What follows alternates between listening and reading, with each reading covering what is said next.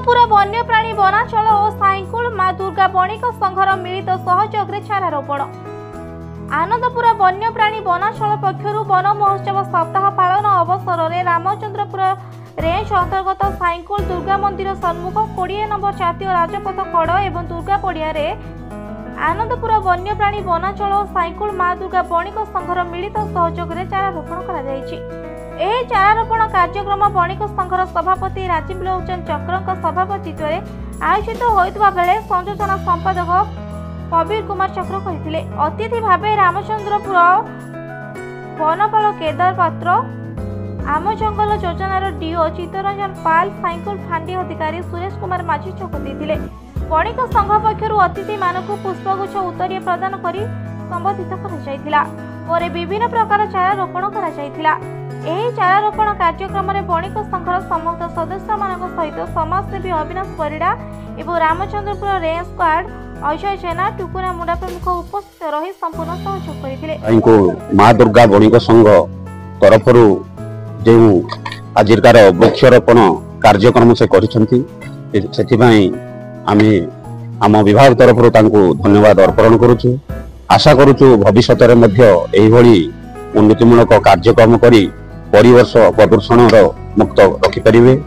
माँ दुर्गा बणिक संघर सभापति कौन मिस्टर राजीव लोचन चक्र मुख्य उद्देश्य हो जो आम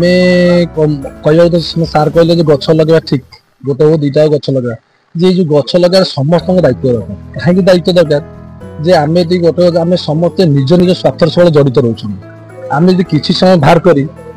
समाज कल्याण चिंता करवा आम दुटा गछ लगे केते समय कल्याण होती तो सब आम निज स्वार्थ जड़ित रोच वृक्षरोपण आप तो समस्त जानते वृक्ष अन्य नाम जीवन कौन ये वृक्षरोपण समस्त लगे आम भविष्य उज्जवल रही सब गछरोपण समस्ते आम सचेतन हो प्रत्येक सार दुटी हो तीन गछ लगेगा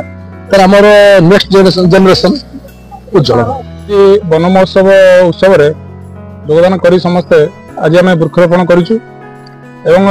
समस्त को भी मु अनुरोध करुच्ची से जीवन काल भितर जो सार कहले अति कम दुईटी तो बहुत कम हो मिनिमम 10-15 गछ जीवन काल भितर से लगुंतु एवं सठिक भाव माने बंचे रखा चेष्टा करूँ खाली लगेदेले जो हम नहीं लगेदे तार रक्षणाबेक्षण न कले किसी दाम ना जहाद्वारा कि आमर आगामी पीढ़ी जो आसुचंती आमर भविष्य जो मैंने आसुचंती से ठीक भाव अम्लजान पाइबे एवं परिवेश भी माने स्वच्छ रहा जीवन भी आनंदमय हम ना आम तो निश्चित भाव आम तो रही सांगे रही गछ सांगे रही